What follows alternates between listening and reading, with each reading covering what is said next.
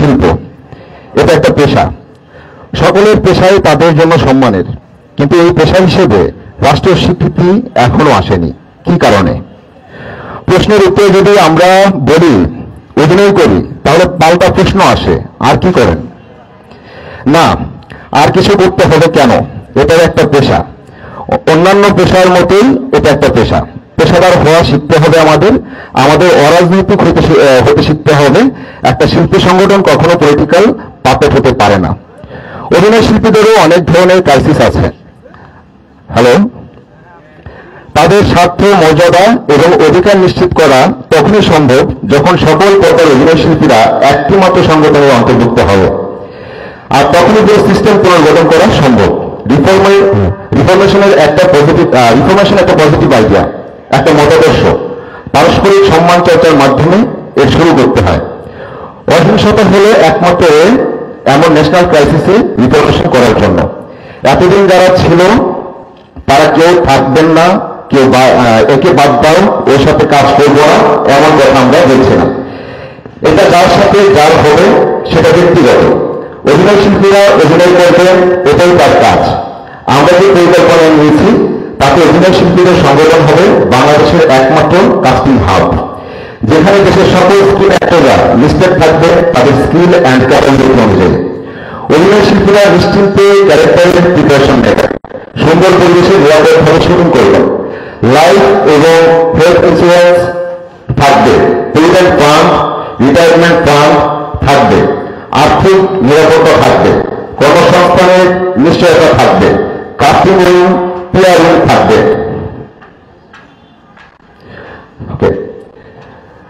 জাতীয় এবং আন্তর্জাতিকভাবে অ্যাক্টরস ক্যাম্প হবে, বিভিন্ন রকম স্কিল এবং নলেজ ডেভেলপমেন্ট কোর্স থাকবে, স্কলারশিপের ব্যবস্থা থাকবে, লিগাল সাপোর্ট থাকবে। যুগোপযোগীভাবে সংগঠনের পুরো সিস্টেমকে এভাবে রিফর্ম করলে একটি শিল্পী সংগঠন শিল্পীদের আস্থার জায়গা হয়ে উঠতে পারে, কারণ এই সংগঠন দ্বারা তার সকল পেশাদারী স্বার্থ, মর্যাদা এবং অধিকার নিশ্চিত হবে। রিফরমেশনের মানে একদল খেয়ে গেলে আরেকদল এসে খেতে বসবে এমন নয়। ফেসিস্ট সরাতে গিয়েই নিজের ফেসিস্ট হয়ে ওঠার চান্স বেশি থাকে, যেটা আমরা চাই না। সিস্টেমের রিফরমেশনের পাশাপাশি আমরা নিজেদেরও রিফরমেশন চাই। সেলফ রিফরমেশন যেটাকে বলে, অভিনয় শিল্পীরা তো হবে শান্তির দূত, ধ্বংসের দূত নয়, কারণ তারা শিল্পী। শিল্পীদের সার্বজনীন হতে হয়। আমরা মন থেকে সৎভাবে চাই অভিনয় শিল্পীরা যেন গর্ব করে মাথা উঁচু করে বলতে পারেন তিনি একজন অভিনয় শিল্পী। এটাই তার পেশা, এবং তাদের পরিবার, পরিজন, বন্ধু বান্ধব, আত্মীয় স্বজন সবাই যেন এই পেশাটাকে সম্মান করে। পুরো ইন্ডাস্ট্রিকে গ্লোবাল করার জন্য পারস্পরিক সম্মান চর্চার মাধ্যমে একটি শক্ত ঐক্য তৈরি করা নিকট ভবিষ্যতের জন্য খুব প্রয়োজন।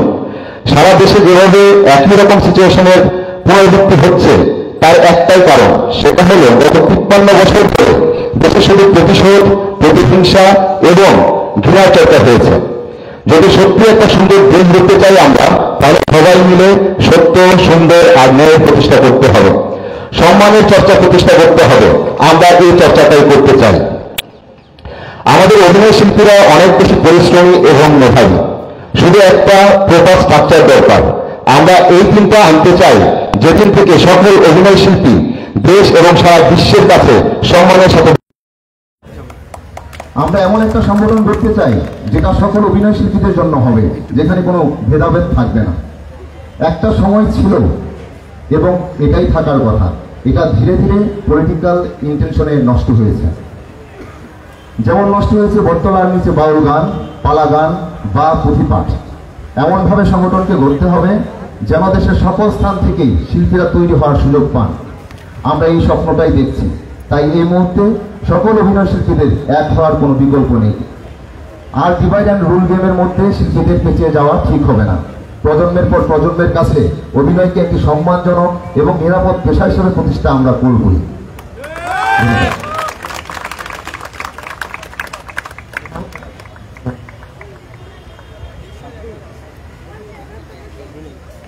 হ্যালো, ধন্যবাদ খায়রুল বাশার। সেটাই যে প্রজন্মের পর প্রজন্ম আমাদের অস্তিত্বের যে ব্যাপারগুলো সেগুলো টিকিয়ে রাখতে হবে।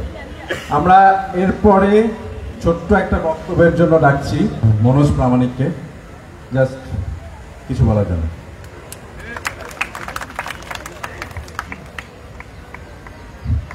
ধন্যবাদ সবাইকে, শুভেচ্ছা, ধন্যবাদ। এবং এখানে আমরা সবাই আসছি, আমাদের উদ্দেশ্যটা একটু পরিষ্কার করতে চাই।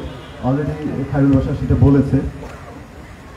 আমরা আসলে শুরু থেকেই কিছু অভিনয় শিল্পী যারা স্ক্রিন অ্যাক্টর হিসেবে নিজেদের দাবি করছি, তারা আসলে চাচ্ছিলাম যে যেই ঘটনাগুলো, যেই রিফরমেশন বা যেই আমাদের দাবি দেওয়া, আমাদের অধিকার ইত্যাদি বিষয়ে যেই কাজগুলো গত কয়েক দশক ধরে আমরা হয়নি, এবং আমরা আসলে প্রফেশনাল শিল্পী হিসেবে নিজেদেরকে প্রতিষ্ঠিত করতে পারিনি, সমাজে নিজেদেরকে এইভাবে গর্বের সাথে খুব যে বলতে পারি তাও নয়।